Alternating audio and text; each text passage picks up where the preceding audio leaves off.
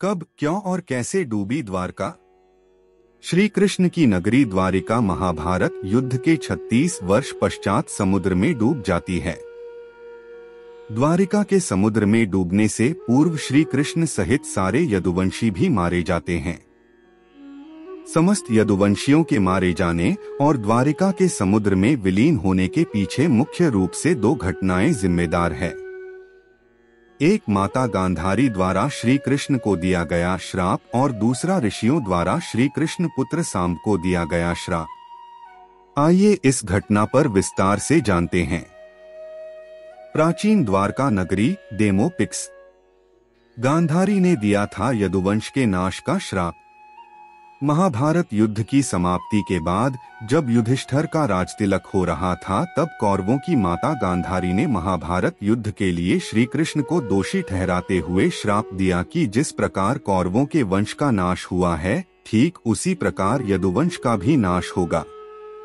ऋषियों ने दिया था सांब को श्राप। महाभारत युद्ध के बाद जब 36वां वर्ष आरंभ हुआ तो तरह तरह के अपशकुन होने लगे।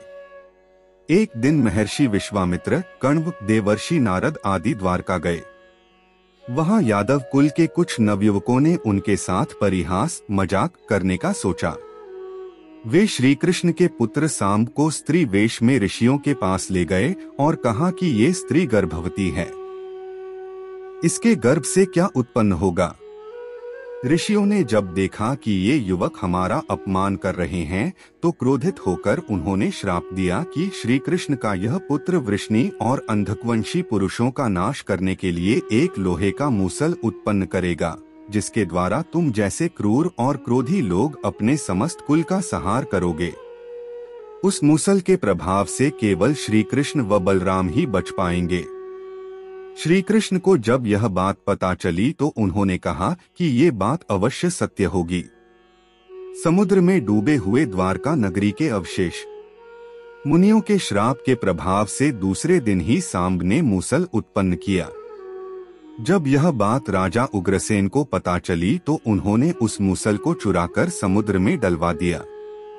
इसके बाद राजा उग्रसेन व श्री कृष्ण ने नगर में घोषणा करवा दी कि आज से कोई भी वृष्णि व अंधकवंशी अपने घर में मदिरा तैयार नहीं करेगा। जो भी व्यक्ति छिपकर मदिरा तैयार करेगा, उसे मृत्युदंड दिया जाएगा। घोषणा सुनकर द्वारकावासियों ने मदिरा नहीं बनाने का निश्चय किया। द्वारका में होने लगे थे भयंकर अपशकुन। इसके बाद द्वारका में भयंकर अपशकुन होने लगे। प्रतिदिन आंधी चलने लगी। चूहे इतने बढ़ गए कि मार्गों पर मनुष्यों से ज्यादा दिखाई देने लगे। वे रात में सोए हुए मनुष्यों के बाल और नाखून कुतरकर खा जाया करते थे। सारस उल्लुओं की और बकरे गीदड़ों की आवाज निकालने लगे। गायों के पेट से गधे, कुत्तियों से बिलाव और नेवलियों के गर्भ से चूहे पैदा होने लगे। उस समय यदुवंशियों को पाप करते शर्म नहीं आती थी। अंधकवंशियों के हाथों मारे गए थे प्रद्युम्न। जब श्री कृष्ण ने नगर में होते इन अपशकुनों को देखा तो उन्होंने सोचा कि कौरवों की माता गांधारी का श्राप सत्य होने का समय आ गया है। इन अपशकुनों को देखकर तथा पक्ष के 13वें दिन अमावस्या का संयोग जानकर श्री कृष्ण काल की अवस्था पर विचार करने लगे। उन्होंने देखा कि इस समय वैसा ही योग बन रहा है जैसा महाभारत के युद्ध के समय बना था। गांधारी के श्राप को सत्य करने के उद्देश्य से श्री कृष्ण ने यदुवंशियों को तीर्थयात्रा करने की आज्ञा दी। श्री कृष्ण की आज्ञा से सभी राजवंशी समुद्र के तट पर प्रभास तीर्थ आकर निवास करने लगे। प्रभास तीर्थ में रहते हुए एक दिन जब अंधक व वृष्णि वंशी आपस में बात कर रहे थे, तभी सात्यकी ने आवेश में आकर कृतवर्मा का उपहास और अनादर कर दिया। कृतवर्मा ने भी कुछ ऐसे शब्द कहे कि सात्यकी को क्रोध आ गया और उसने कृतवर्मा का वध कर दिया। यह देख अंधकवंशियों ने सात्यकी को घेर लिया और हमला कर दिया। सात्यकी को अकेला देख श्री कृष्ण के पुत्र प्रद्युम्न उसे बचाने दौड़े। सात्यकी और प्रद्युम्न अकेले ही अंधकवंशियों से भिड़ गए। परंतु संख्या में अधिक होने के कारण वे अंधकवंशियों को पराजित नहीं कर पाए और अंत में उनके हाथों मारे गए। यदुवंशियों के नाश के बाद अर्जुन को बुलवाया था श्री कृष्ण ने। अपने पुत्र और सात्यकी की मृत्यु से क्रोधित होकर श्री कृष्ण ने एक मुट्ठी एरका घास उखाड़ ली। हाथ में आते ही वह घास वज्र के समान भयंकर लोहे का मूसल बन गई। उस मूसल से श्री कृष्ण सभी का वध करने लगे। जो कोई भी वह घास उखाड़ता वह भयंकर मूसल में बदल जाती। ऐसा ऋषियों के श्राप के कारण हुआ था। उन मूसलों के एक ही प्रहार से प्राण निकल जाते थे।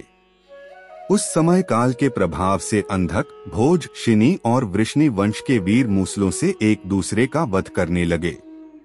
यदुवंशी भी आपस में लड़ते हुए मरने लगे।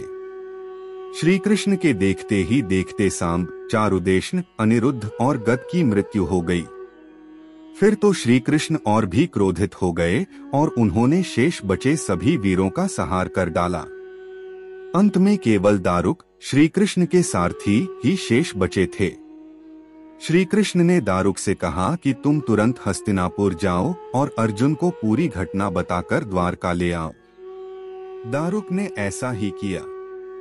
इसके बाद श्री कृष्ण बलराम को उसी स्थान पर रहने का कहकर द्वारका लौट आए। बलराम जी के स्वधाम गमन के बाद ये किया श्री कृष्ण ने। द्वारका आकर श्री कृष्ण ने पूरी घटना अपने पिता वसुदेव जी को बता दी। यदुवंशियों के संहार की बात जानकर उन्हें भी बहुत दुख हुआ। श्री कृष्ण ने वसुदेव जी से कहा कि आप अर्जुन के आने तक स्त्रियों की रक्षा करें। इस समय बलराम जी वन में मेरी प्रतीक्षा कर रहे हैं।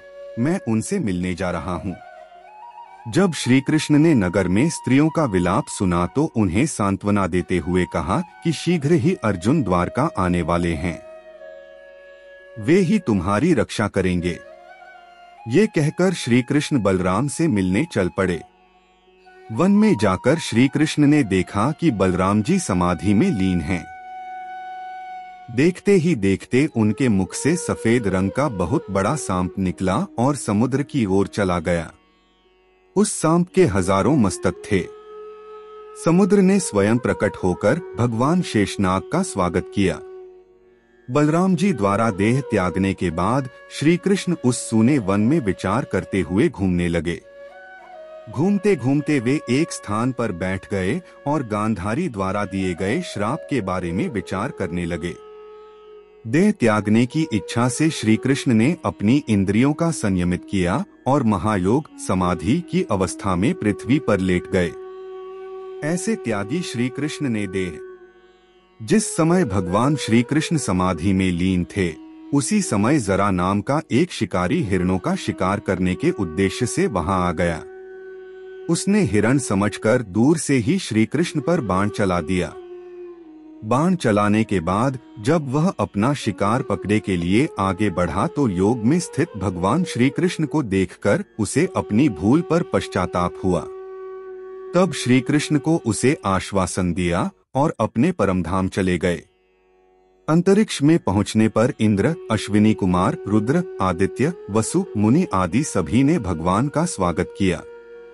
इधर दारुक ने हस्तिनापुर जाकर यदुवंशियों के संहार की पूरी घटना पांडवों को बता दी। यह सुनकर पांडवों को बहुत शोक हुआ। अर्जुन तुरंत ही अपने मामा वसुदेव से मिलने के लिए द्वारका चल दिए।